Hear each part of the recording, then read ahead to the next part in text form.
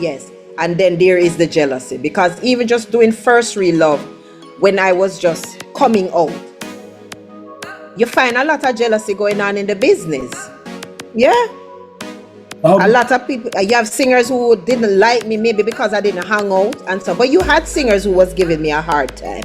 When you find out what people were saying, and I'm like, really? Like, how you come to that? You don't even know me, because I never hang out with them.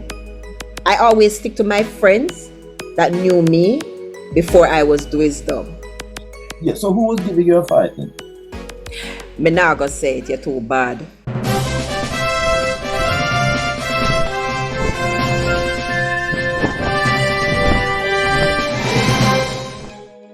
Hello and welcome to the Stargazing with Shaun Cain Show, a show that brings you up close and personal with your favorite styles of reggae and dancehall music, Jamaican popular culture, and people who've impacted society in a significant way. I'm Shaun Cain.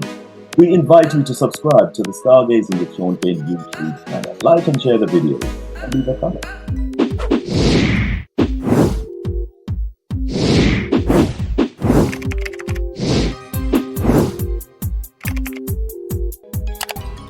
We welcome our radio listeners of the musical side in the UK, on Rex Radio in the USA, on Motif Radio and Viscosity Blend, in Canada on Reggae North Radio, and in Jamaica on Richmond Radio.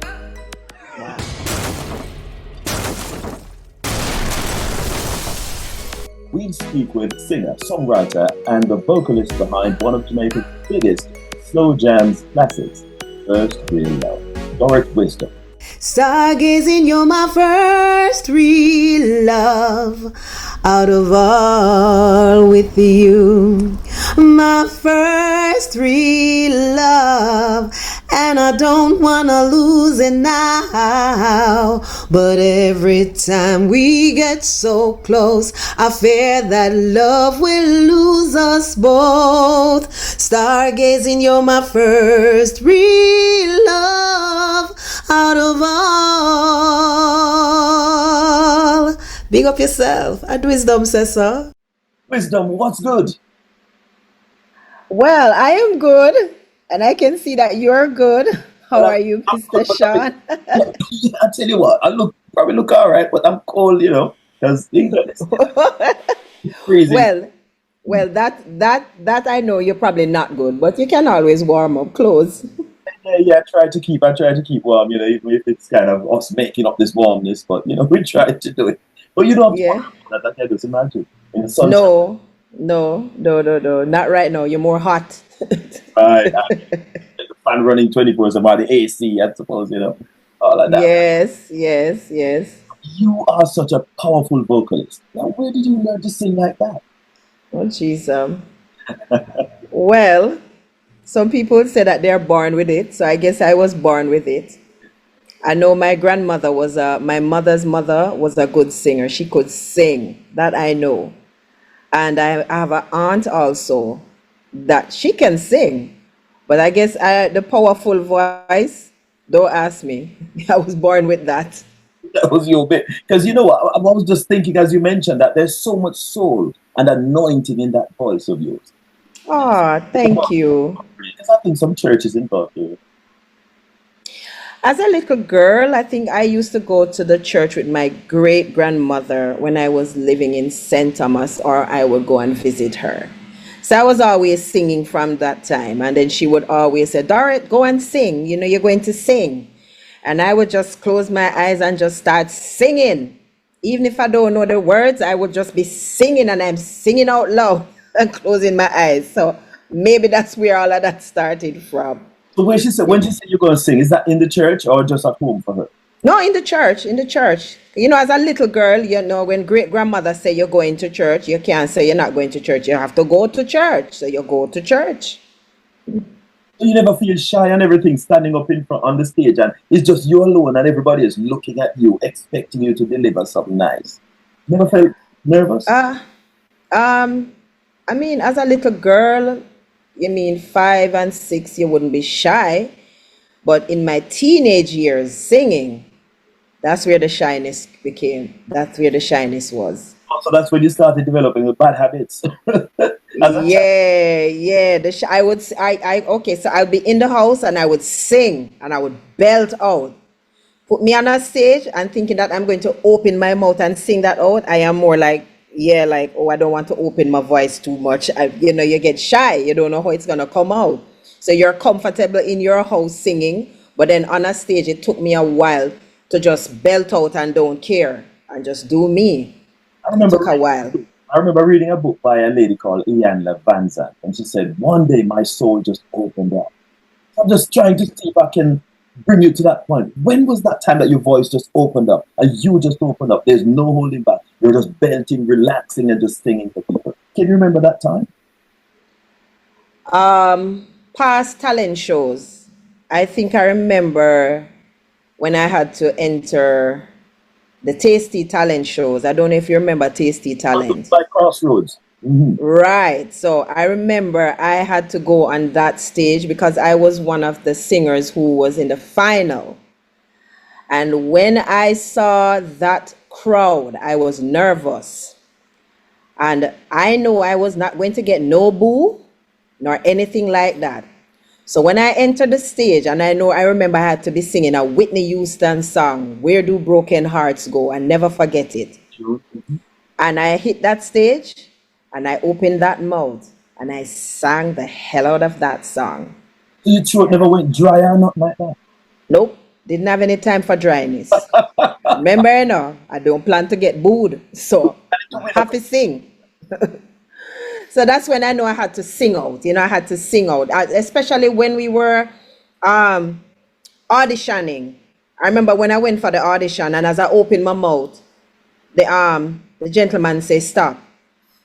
And I was like, Why? but me not finish the song yet. And then all of a sudden, I get a letter that I need to come, and I was one of the contestants. I'm like, okay.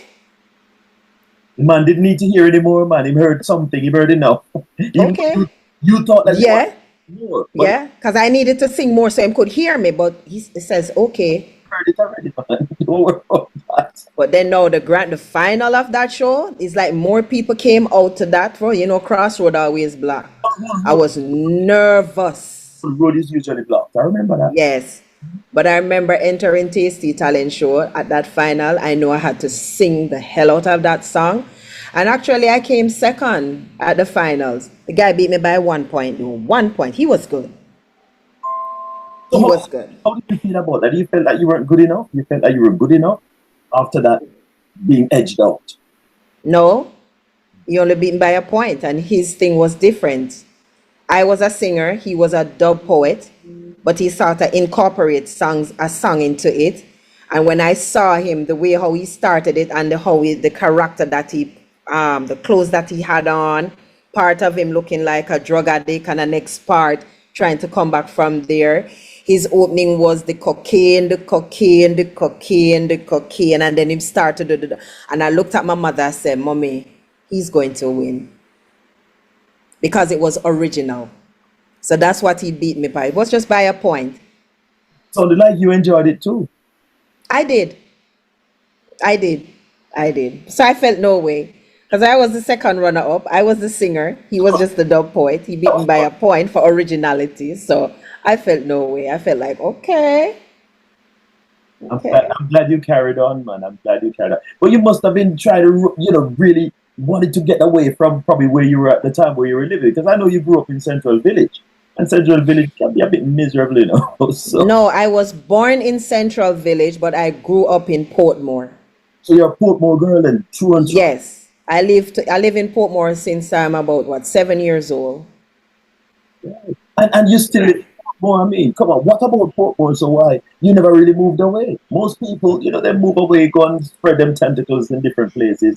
Nah, this is home. This is home.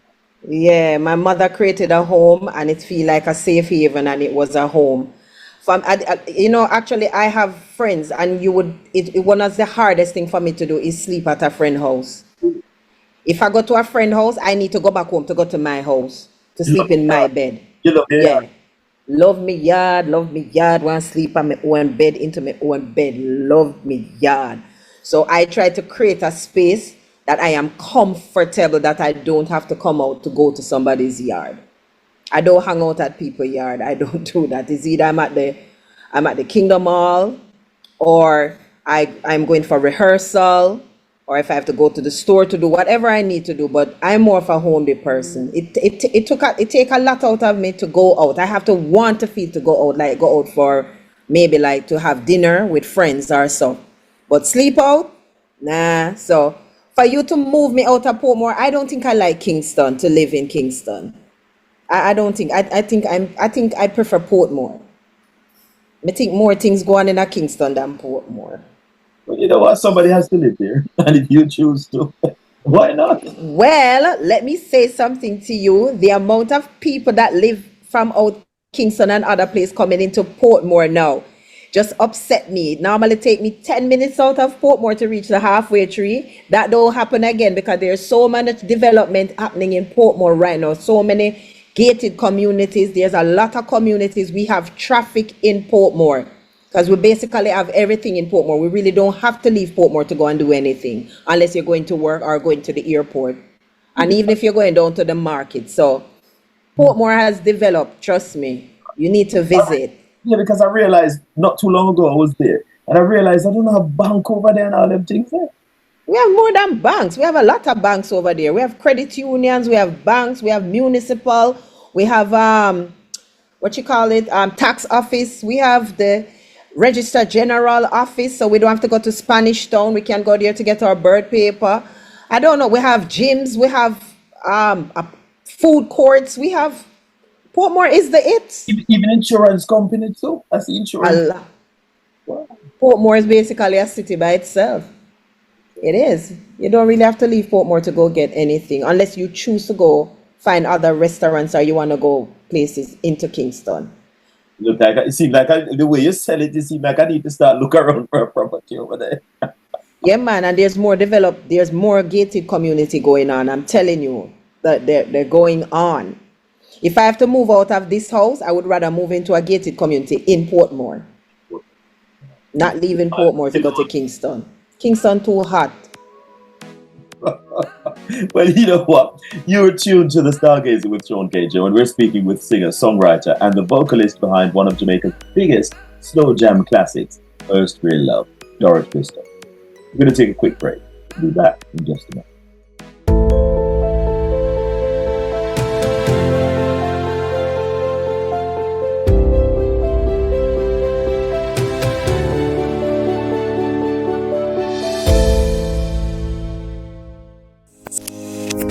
The Stargazing with Shaun Cain new music preview, where you can drop your brand new single, EP, mixtape or album for people who just love music and can't wait to listen and enjoy your masterpiece.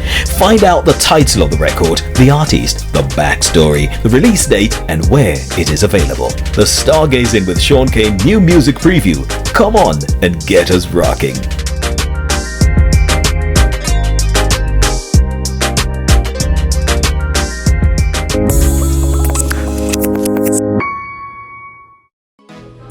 Y'all, it's your girl Amoy, the Lightworker Soul Rebel, and you're watching the Stargazing with Shaun Cain Show.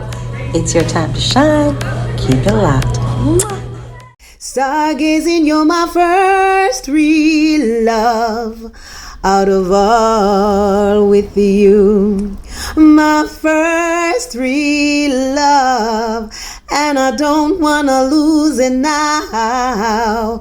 But every time we get so close, I fear that love will lose us both. Stargazing, you're my first real love. Out of all. Big up yourself. DWisdom says so.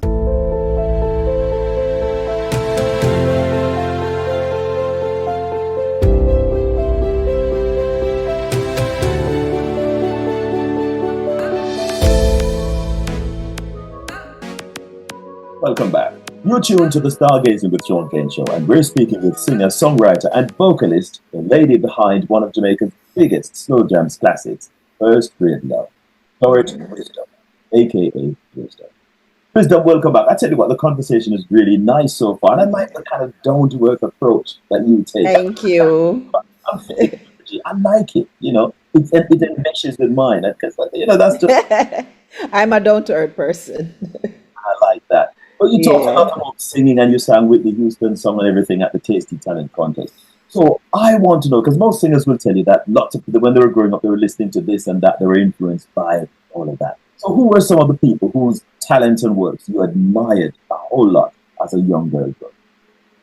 As a younger person, I loved Whitney Houston. Give me a Patti LaBelle. Give me a Regina Bell. Give me the old school. Give me any old school song like the Manhattans, those people. Sonic. Yes, but I will listen to anything while the music kind of pull me out. I would listen to songs. There's so much more. I'm a Peter Tosh fan. The other day I was just listening to Peter Tosh doing some songs, and I'm telling you, I don't know if Peter Tosh was alive right now, I know I would want to go to his concert again. Right? I love me some Peter Tosh. As you know, one of my favorites, I listen to Beris Hammond. I'm a big Michael Jackson fan. Yeah. I was doing Beat It. Yes. I'm a Prince fan. So I am all rounded. I am a Cyndi Lauper fan. She might have a song that just pull me out. So I have a lot of singers. I'm a Gladys Knight. And there are more and more that the other day my daughter was playing, and I'm like, oh my God, I couldn't tell as I hear that song. So it was a party going on, a private party going on in the house, me and her listening, and she playing music, and I'm just dancing because she was drawing some old school, So there's a lot more. Simple Red, Phil Collins. Oh, you're talking about lots of pedigree there. So now I see why. Now I see why your thing is so deep, because it's always been guided by people who yes, are and touch the soul. yes, I yes. know you did a lot of work though with Pablo Stewart, former third world drummer Willie Stewart's brother. May God rest his soul. Yeah. You meet Pablo, with whom you managed to strike up a long-standing friendship with Pablo. Pablo. So there was a particular talent show in Portmore called Sunshine Talent Show. It was Bradshaw. You remember Carl Bradshaw? Oh, yes. He was a part of it, and this gentleman, we call him Big George. I think they're related. And there's a woman named Miss Hopton who used to come on Lime Tree Lane. Lime Tree Lane, man. Yes, man. Okay, so Big George and I think Miss Hopton were related. They were cousins. So it was Big George and Bradshaw that put that talent show together. Now, the PA system, I think they use, I don't remember if it was Byron Lee stuff that they were using as the PA system. But it's through that talent show I met Pablo Stewart. It was through that talent show we became friends, good friends. You call him Uncle Paul. And when he heard me sing, that is where that connection started. That he started wanting to book shows, there are some set of guys who used to live here also. Their father is one of the Abyssinian singers called Mannings. They were musicians, and Uncle Paul put those guys together with myself, and we started doing shows. So he started that. That is where that relationship started. And eventually he tried the North Coast. I didn't like it. I went down there. I did few hotels. Yes, they enjoyed it. And he asked me if I wanted to go. And I'm like, nope. Because Dorrett had to sleep out, if anything. And it's too long to come back home. So no, I didn't like that. It was too far. And it's too far from home. To me, like them time that the North Coast was too far from home. Those things would traumatize me. And that's where our relationship started. From that talent show, Uncle Paul met me. Even when I did Tasty Talent Show and went on, and I remember they had an anniversary and I had to perform. And he was there supporting me 150%. A matter of fact, that was even after I did First Real Love. And they had that talent show and I had to appear.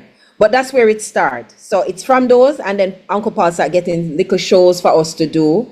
Then we started recording now. When him saying want me to record a particular song, and we'll just drive up to Willie's studio up Red Hills. And that is where that relationship kicked off. And Willie's studio in Bread Hills, that's where First Real Love was born. That's where it was born. Its studio was named Peak Label. Right, so First Real Love now, because that is an anthem. And that is a classic that, we just can't get past that. And anytime you touch that, it's ready. Never stale, it never old or anything like that. So tell me the backstory behind that, because it sounds like there's a lot going on there.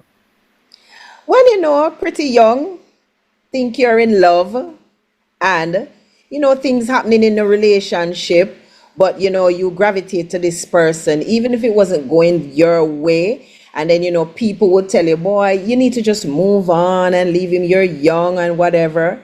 And that is how I remember writing the chorus line, just sitting down and write, "It's my first real love out of all."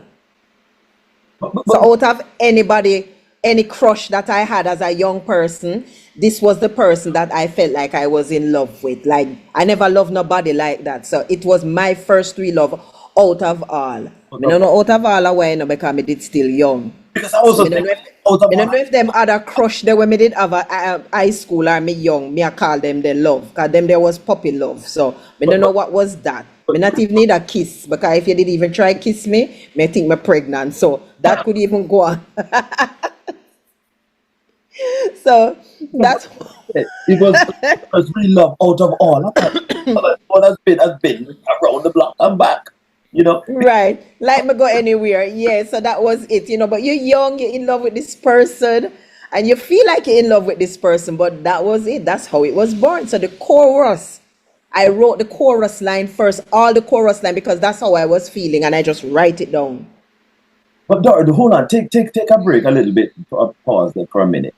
So what did he do? When do make you say, them say leave him alone? I being young, the person was a little bit, about 5 years older than I am, or a little bit more. And you get your heart broken because the person lied, and you find him in a lie. But then even though he lied, you weren't leaving. Or you don't get to see the person and him come and him tell you a story why him never come see you. And so the heartbreak was getting there, and that's how I ended up just start writing. Because you're gonna leave that person, yeah. You're so stupid, boy, you're in love. In love what? So you're gonna leave him. So that's how I just start writing that chorus line. It was good. It's a bit about like being blessed by the curse, sort of thing. Yes. Just look at that. Bad And he was my friend, no matter what. Even after we didn't even broke up. We probably just drifted. He was still my friend. Even now? We became friend. I haven't spoken to him for quite a while, but every now and then I think I might get a call. Like maybe they want me to do something, or probably I'll check up on him and say, hey, how you guys doing? Or like, somebody that we know together passed away, and I'm like, oh my God, did you hear about so-and-so? How you doing? How your family? So we were, we're still mutual brethren. We can say hi. I haven't spoken to him for quite a while now, though. Did he ever say to you that is me right that song about him? I think so. Oh, he knew. And what did he say then? Did he heard all the pain coming out and all of that emotion and everything? Did he ever say anything to you like sorry? Nah, he never really said sorry. He just know it was a good song, more like the musicians then will tease him because he used to be around Pablo. He was one of Pablo's good friends too, So they knew him. Willie knew him. All of them know him. So they were all good friends, and everybody would just look at him and say, see, you're sang that, right? Are you should write that song about? Because she never did with nobody. Are you? So me never have to say anything. They teased him. I can't recall if he had ever apologized. And probably him say sorry for the lies. And then I just let it go. Because you grow, you get mature, you're moving on. Yeah. You understand? It's just how life is. But then so the song now, how did the song grow? How did it come together? Because you said you wrote the chorus and you had that nice melody to it, which is really sweet. And then, so how did you manage to put flesh on that now? So a month after, I remember sitting on that veranda. We didn't even have the audition yet. There was no, the audition didn't even do on that, Mommy didn't extend the place. And I sat down, sang the song, start to reminisce about everything that you're going through. Listening to what people were saying, you know. Me I question myself, like, boy, them probably thinks he's a fool, if he's still there with this guy. But them really not understand. So I was just writing down everything that I was thinking. And I actually, it was a month after, I finished write the entire song. I wrote the entire song that month, like the verse, then sing the chorus, then the next verse, sing the bridge. Don't ask me where that bridge was going, but sang the bridge. Energy was strong, man, to carry you through, and no glitch, no hitch, nothing at all. No glitch. 1 month and just write the chorus, everything round it. 1 month. Just finish right off the lyrics. Just wrote the rest of the lyrics. So wasn't a long time. When Pablo heard it now, what did he think? So Uncle Paul, I think Uncle Paul was taking me home. I don't remember where we went, and he was taking me home. And I said, Uncle Paul, hear this song. And I sang the chorus line. And I said, I'm going to finish write it, I'm going to finish write it. So he heard the chorus line. Then now he came for me, and we were going up to Willie's studio to record another song, a cover.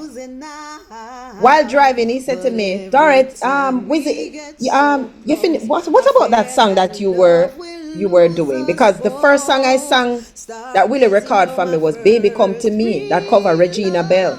Because I used to sing the song performing, and him say, I want you to cover that song. That's what Uncle Paul said. So we're going up to the studio. Then he asked me now about the song I was doing. And I started singing the song for him. And when Uncle Paul hear it, he went on his phone and he said, Willie, get the musicians them. I think Uncle Paul probably break every stoplight to reach up there the way him drive fast. He was just too excited. He was just too excited. And we went up there. We did the Baby Come to Me. And then that was that. And then the musicians came. And I just sing. And they were guided by me singing to make the rhythm for First Real Love. That is something. Yeah. And the song started playing on the radio now, but it was released. I mean, how did that make you feel when you kind of sat at home? There's no pressure. You don't have to try and remember this melody. You don't have to keep in time or pitch or anything. You're just relaxed. So when you heard the song, what did you think of it? Do you think this was good, or you just think, I don't know, I just No, I never took what happened for granted. I was grateful, and at the same time, surprised to see how the disc jockey gravitated to the song. I remember even before Barry Gordon, if you know Barry G, Barry G. Soul, yes. Barry G played that song. He plays that song up until maybe 2 years ago. Somebody will say, I just hear your song. Barry G was playing it. Oh, Dorrett, I just hear your song. Cool FM was playing it. Dorrett, I just hear your song. Up until now, they would play that song. I remember when I was working at Lord and Lady, because the song came out. And the workers knew it. Mr. Kemlani heard. And so I think he get a chance to listen to that song also. And it will come on the radio, and I was in the workplace and I was like, oh my God, I was more embarrassed. Then I heard Barry G running the song with a competition. Because at that time, Chevelle came out with her song, Here I Am. It was before me. And he ran a competition with the song. And I was so nervous. Like, why is he doing that? Because I don't like competition. Well, let me tell you, it was 100 and odd who called in for First Real Love over it. So I'm like, wow. People gravitate to that song, and I was more in awe. And like I said, I was grateful to know that I could do a song that can touch people like that. Sometimes you'll be driving on a public transportation, sitting in a bus. The drivers, them normally play them loud music, so this time it looked like they were in the mood to play ballads. First Real Love playing. A lady sat right beside me. I was at the corner. And when she closed her eyes and she started to sing out, and I'm like, and the tears came in my eyes, and I turned away my face, and I'm like, oh my God. So I was in awe that this song could touch so many people. Yeah, This touched so many people. song is just is divine. It's divine. And I don't know. with divine intervention as well. You know what it did. Trust me, I don't know. People, when you hear their comments about the song, how they get to know the song. Some people tell you about them school days when them used to go fet, and that's how they meet them first girlfriend. One say, this is when him they get him heartbreak, and he was listening to First Real Love, and him bawled. Me like, oh my God, I'm so sorry, I didn't mean to make you cry. But what you were doing, you were just telling their stories. That's what you were doing. I was telling. You were trying to hurt them already. You were just saying what. No. They Yes. But it touched them so much, and they were telling me, people telling me about fet and school days, and them used to sing that song. So, like it's a blessing that even now that song can go down in history. No, it has gone down in history. Don't you worry about that. True, 32 years, going on 33 years. You must keep playing it. It's still hot. You're immortalized. But tell you playing. You live on. I'll tell you that. But we're going to take a quick break because you're tuned to the Stargazing with Shaun Cain Show. And we're speaking with the writer and the vocalist behind one of Jamaica's biggest slow jams classics, First Real Love. The artist is Wisdom. We'll take a break. We'll be back in just a moment.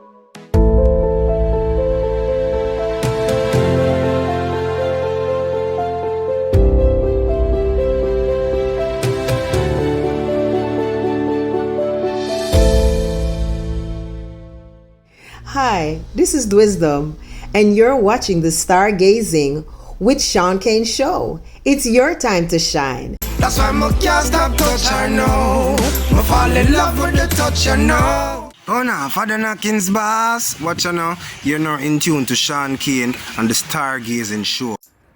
Hi everyone, this is Sean Reese, and I'm representing for the Stargazing Show with your boy Shaun Cain, featuring artists from around the world. See? So hit that subscribe button and notification bell. See? I will never break my bridges down. I know you, Lord, and I will stand my ground.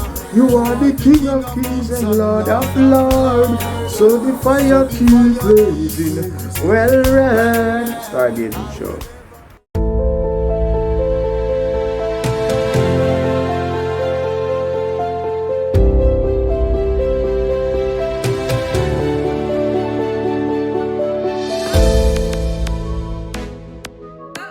Welcome back. You're tuned to the Stargazing with Shaun Cain Show, and we're speaking with singer, songwriter, and the vocalist behind one of Jamaica's biggest slow jam classics, First Real Love, Dorrett Wisdom, aka Wisdom. Wisdom, what a story, what a journey. Mm-hmm. It is great. But do you still make records these days? Yes, I do. I haven't done for a while now, maybe for this year, but yeah, I still do.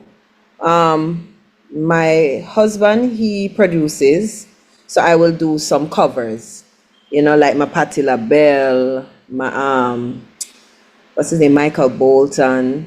So we pick 1 and 2 songs, and I think even I think I did a song, one of his songs that I love, Elton John. He had a song that I love, and I did and I did Rocket Man, and I did it. I did one of his songs too, but songs like that. But sometimes you don't get the time that you'd want to do more songs. But I've done more songs, And like I said, I've done songs, which probably sometimes they don't get the airplay because I'm not going to pay somebody to play the songs. So if they don't think it's good enough to pay, then it's okay. So you're swimming against the tides then, because that is basically how it works nowadays. That's the trend. And I'm good. I like that one. I'm good. Right. Well, I know that you were building up an impressive catalog of songs, and as you mentioned before, you mentioned quite a few of them. So I appreciate that. Well, where is all of that work available now? Have you got them on Spotify and places like those? Some are on Spotify. Like I remember I did this song called Lonely. Mm-hmm. It's on YouTube and it's on Spotify. It was produced by a gentleman. Let's see his name again. Oh Jesus. When I get up in an age, I can't remember nothing. Tell me about it. Yeah, the song is called Lonely. It's on YouTube because I did post it on YouTube. And as you know, we did the video for First Real Love. After 32 years, they shoot a video for First Real Love. So the video is on YouTube. My First Real Love. It is on YouTube. And there are more songs, the covers that I did with Mr. Hammond. If there's a song, I saw it on YouTube because people is going to post these things too, you know. I did actually a song with Anthony B. It is his song. He wrote this song called We're Only Human. I did that one. So some songs are on Spotify. Some other platform, my husband will put them on other platforms. To tell you the truth, I don't follow up these things. I'm telling you, I don't. I think it give me anxiety to be, so I really don't. You know, I don't have the time to go and check on Spotify. Oh, I wonder if I'm making any money. If I'm making money, the check will come. Yeah, that's true. That is so true. I ain't got time for that. Yeah, check will come. That's how you are, because you know these young people nowadays. That's what they're driven by. You know, they've got how many subscribers and how many. I don't have time for that. You know, how many reposts and this kind of stuff. That's what they. Yeah, I don't have the time. I honestly don't have the time. Right now, next week or the week after, I have rehearsal with Mr. Hammond. Then we're off to go on Love and Harmony cruise. It's a job, but I'll be enjoying myself cruising. Right. Well, you know, and listening to other artists. Well, sorry to talk over a little bit, because as you mentioned that, I was thinking too that you've done a lot of background work as a background singer for the Harmony House, because that's where you are now. You're part of the Harmony in the House, you know, which is headed by Beris Hammond, or Dr. Beresford Hammond. Let's put the Dr. Beresford Hammond, 24 years I've been working with this gentleman. Because I watched when he was given, it was conferred with the title, and he was given his award at the university, and he sang and everything. I watched that. Yes. Oh gosh, he's so special. But how did that job come about, though? How did you find Beris, or how did Beris find you? You know, actually, I was a background vocalist for Buju Banton first. Yeah. And there was a tour with Buju and Beris while I was working with Buju Banton. But then Mr. Hammond is one of my favorite singers. So when he is performing, I will be at the side of the stage. And I will be getting on bad singing and going on because that's one of my favorite singers. Right. And eventually, one of the singers that would used to sing with him also was singing with Buju.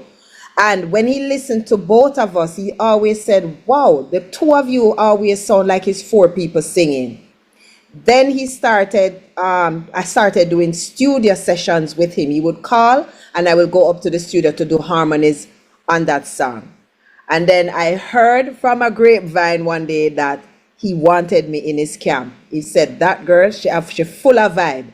I want her in my camp. That was from 2000 up until now. 26 years. Actually, 25. I was fired 1 year. So, Dorrett, what you do? What did you do to upset the man? Boy, it wasn't him who fired me. It wasn't my boss who fired me. It was the manager, and people came on that tour that time that was provoking, and people will lie and say stuff, and I guess, you know, things happen, but it was good for me anyway. It was good for me. When you say things happen, what do you mean? You tell somebody some choice words, or what happened? No, I didn't. Sometimes I wish I did. But I didn't. But I mean, if you're coming off away, I'm gonna tell you like it is. And if you're showing me bad face, I'm gonna show you double times. Because at the end of the day, I am human. And I always said my talent that I have was given to me by the Creator. So if I leave with it. Nobody can take it. But it wasn't that. But I guess our manager at the time was in her feelings too with the person that was carrying news and doing whatever. And they ended up firing me. But then when my boss heard, they were in trouble. They come and get the lady back, bring her back. Yeah. 2000, and I never spoke to them for a year. And 2010, they reached out to me. The manager reached out because my boss said, I want back my singers. I want back my singers. And I never looked back. So I went back in 2010. They had a show in Kingston, in the Caymanas Golf Club. Yes. And that was when I went back to do that. It was a New Year's Eve show. Like we performed for 2 hours and 15 minutes. I never forget it. 2 hours and 15 minutes I performed, and I looked at the drum and I said, if you hit one more drum, me and you today. Me tired. Not do no more. Tired, man. But it was good. It was good, yeah. And my boss was pleased. He was happy. The manager, she was happy. She's like, hey, we got to work something out. You guys got to come back. I'll keep a good girl down.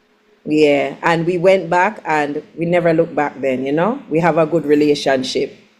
You know, they know me. They know who I am. I'm going to speak my mind, but I'll do it with respect. But, you know, So- in addition to being powerful with the voice, you're powerful with the pen as well. Because I know that you did some work for Hot Shots, for Shaggy. I didn't do no work for Shaggy. Really? That song, Hot Shot, the chorus line, I was doing, you always say I write chorus line quicker than anything else, then I build around it. Yes. So a keyboard player named Christopher Birch had some rhythms. My friend Nikki Tucker at the time went by his studio because we wanted to listen to these songs and say, all right, we're going to do some little recording. So me hear it, the rhythm, and me like, whoa, I love that. And he said, Wisdom, go inside and see what you can do. So I went in, him hear me singing something, hot shot, da da da da da da, knock knock. So I went inside the studio, put down that chorus line, and I said to him, Birch, just give it to me, and then when I go home, I'm going to take my time and write around it. Let something come up. Only to get a call. Shaggy want to use it. Him love it. So I was like, all right, make him use it then, because me don't know when me I go finish write that. And only to know one day Shaggy drove up to my house so I could sign some documents that I can collect royalties. Then that song went, what, Diamond? That's where that it went, Diamond? I think it was Diamond. Yes. Or Platinum. Diamond, yes. And coming through the airport, Mr. Hammond, Christopher Burr said to me, you don't have a publisher? I said, no. You know, she said the song gone Diamond. You know how much money you're going to make? I said, what you say? They found me a publisher, and that's how I earned off that song. No, the song Hot Shot became the title track for his album. So like, yeah, that's how that was. Shaggy loved it. And I said, okay, let him use it. I didn't know that song would have, the album would have blown up like that. Who knows? Who knows that any song? No, thank you. Nobody knows. Nobody knows. Because Right. I'm sure there are songs that you record that you think this is really nice and I'm enjoying this. I expect big things from it. And it never quite delivered that. Never. Well, people probably didn't gravitate to it. Yes. Even if it's still a beautiful song, Yeah, that's they what probably didn't do more to it. Yeah. That's what I meant in terms of from a commercial perspective. Right. The first real love, you were just, spilling your guts. And look what happened. Yeah, many people didn't think it was a Jamaican singing that song. Maybe that's why they gravitate to it. Sometimes I said that because Barry G was asking a question once he was running one of his programs, and he said, guess who? And the guessing them that the people were giving. Me come from England. Me's a group from somewhere in Europe. You come from Me's America. a group from America. Me I live in Canada too. I was a group. One time I was a group. Oh, the singer is a foreign singer. Up until this day, if somebody tell the person, say, no, that's the singer.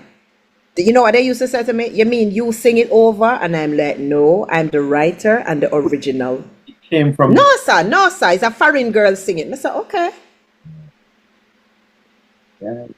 can't fight with them. And- Until I open my mouth and then them hear my voice and say, oh, really, you sing that song there? No, sir, really, you? All this time? I said, So all this time. Give us a piece of what them heard and them were convinced at that point. Says you. So the chorus line is, and it's my first real love out of all with you. My first real love, and I don't want to lose it now.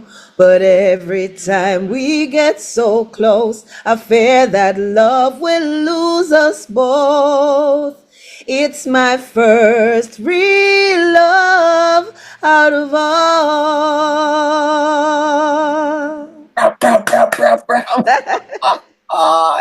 You still have it going, little girl. Thank you. Thank you. Yeah. God kind of wedge that in and screw it down and nail it down. That is there, is going nowhere.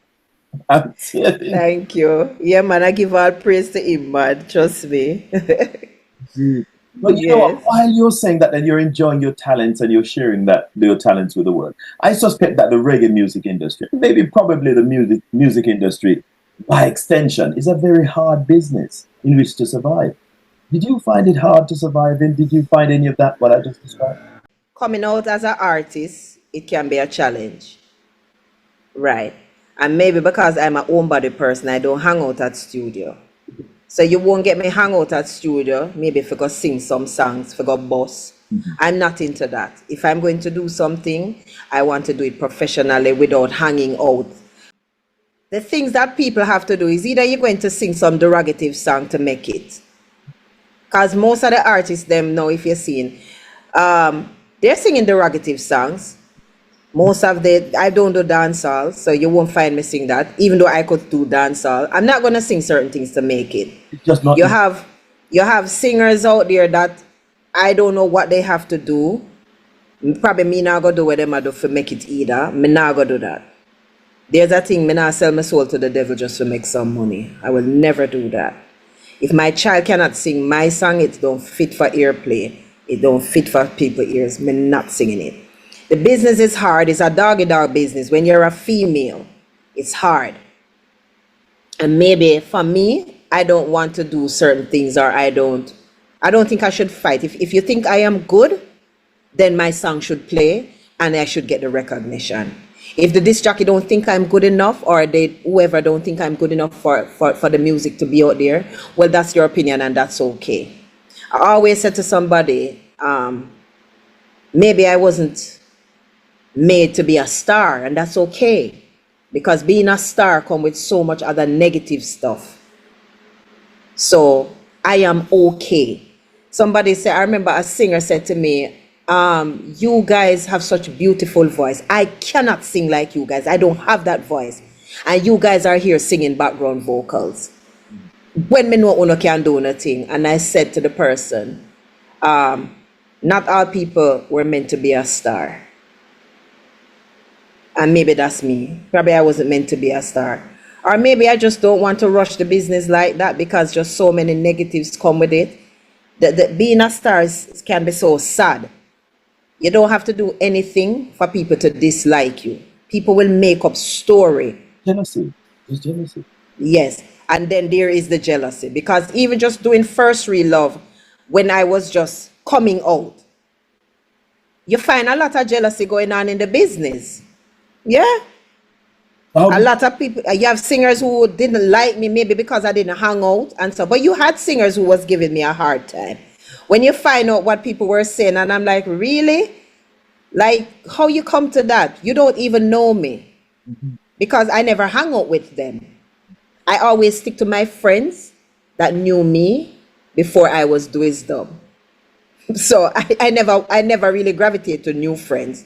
I always have my little old friends, and when I sit down on the veranda and I write the lyrics, and I call my girlfriend, I say, Rosie, listen to this. And when I finish write it and Rosie hear it, yes. If you watch a video called Now That I Know, she's the one who played that big cello stuff. See that girl? That's donkey years. And up until now, we're still good friends. So she knew when First Real Love was born also. Because I could sing it to her. And you know, you have that in the business. And I'm just not one for the doggy dog thing with the business. I am not. I'm not into it. So so who was giving you a fight then? Me not gonna say it, you're too bad. Also, who thought that your voice was sweeter than theirs? I'm sure, you know, they're giving you a big up. So I mean, you can big them up for that. Who said you? Nah, they said no. It was Tanya Stephen. Actually, we're in Europe, and Tanya said it to me. Tanya Stevens, which, she's a wicked writer. That I can tell you. And we were in Europe, and when she said it to me, I was talking to her. We were having a conversation, and I said, Sister Tanya, not everybody were meant to be a star, trust me. So maybe that's why I am not a star. And I know she went through a lot to be where she is. Yeah. She get a lot of fight too, But you're a really creative soul, though, very talented woman, and you've done so many things. You've written songs, you've performed, and you're also a fashion designer. Oh, yes. So, how did that come about? Come on, talk to me. My mother couldn't afford to buy clothes. No, she was a single mother.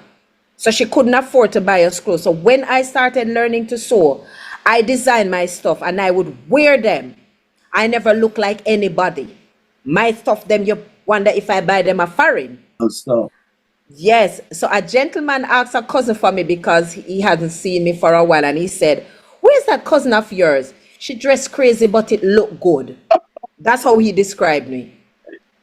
From there on, I started sewing. While working with Buju Banton, I would make like camouflage skirt, design some stuff, sometime for the ladies then. Now, when I got into Harmony House, working with Beris Hammond, that's where that blew up bigger. So I would design stuff. The manager used to buy stuff for us to wear. And then after, I started designing stuff.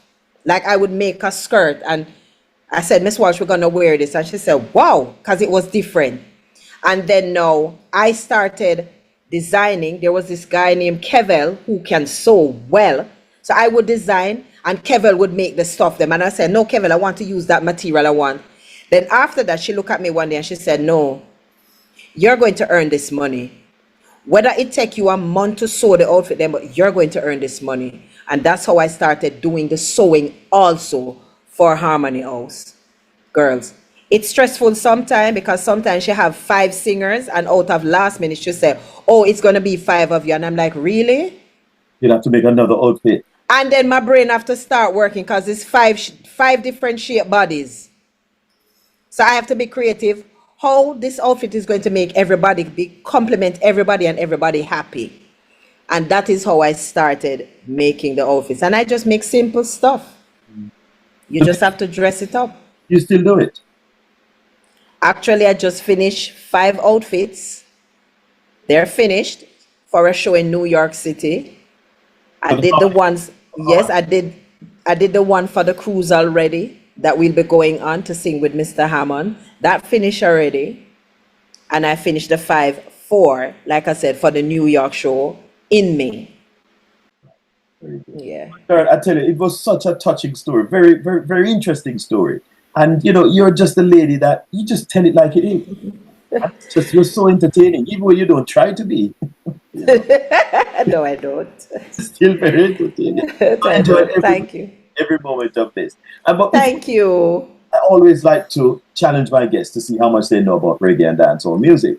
Oh, Lord. Let me see if I'm good at anything. You're good, man. You got all sorts of things. And you've been in the business for a little while. So things, man. So don't knock yourself like that, All right. Reggae larger than life. The ultimate reggae music fun and games book. It's by myself, as I said, and it's currently available on Amazon. It's also available in Jamaica at Ashby's Pharmacy, 160 Old Hope Road in Kingston, not just in the Crossroads area. It's also at the University of the West Indies Mona campus, and it's also at Angel's Book and Variety Store in the Angel's Book. Okay. Right, so I've selected 2 questions for you, and you talk nice and answer all kind of things. You're very confident. So let me just see if what you're saying is all true. If there's anything to what you're saying, or it's just you talking. So, Dorrett, the first question says, which longtime friends and famous musical taxi gang sped off with a Grammy Award for the best reggae album in 1999? The options are Black Uhuru, Sly and Robbie, Toots and the Maytals, Burning Spear, and Jimmy Cliff. I mean, you gave it away. Taxi Gang, Sly and Robbie. Okay, all right. That's the real deal.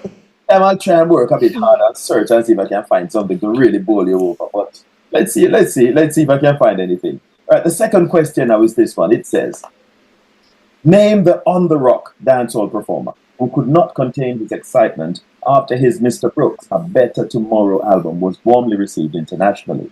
As a result, he went around bragging, "I'm so special," between 2008 and 2009. The options are DeMarco, Massacre, Tommy Lee Sparta, and Movado. Movado. I'm so special, so special, so special. Movado. I wasn't bad. Yay. But you know a few things, clapper. I know a few things. Yeah. I know a few things. Right. Well, the questions were taken from this book, Reggae Larger Than Life, the ultimate reggae music fun and games book, written by myself, currently available on Amazon, also available in Jamaica, at the bookshop at the University of the West Indies, Mona campus in Kingston, at Ashby's Pharmacy, 160 Old Hope Road in Kingston, just in the Crossroads area, and also at Angel's Book and Variety Store in the Angels Plaza in Spanish Town. Okay. Nice. Wisdom, it was a pleasure. And it was a pleasure being here, Shaun. Thank you for having me. But every moment. You're a woman of soul, man. You're real. And lots of energy. Live wire. Thank you.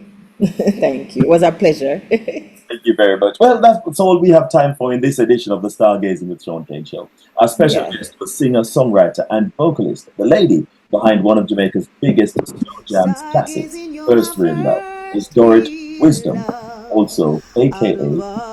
Well, we do invite you to join us for the Stargazing with Shaun Cain Show, the musical side, every Sunday morning from 10 a.m. to 12 midday British Standard Time on Rex Radio in the UK. From the USA on Motif Radio and Viscosity Blend, Reggae North Radio from Toronto in Canada, and from Jamaica.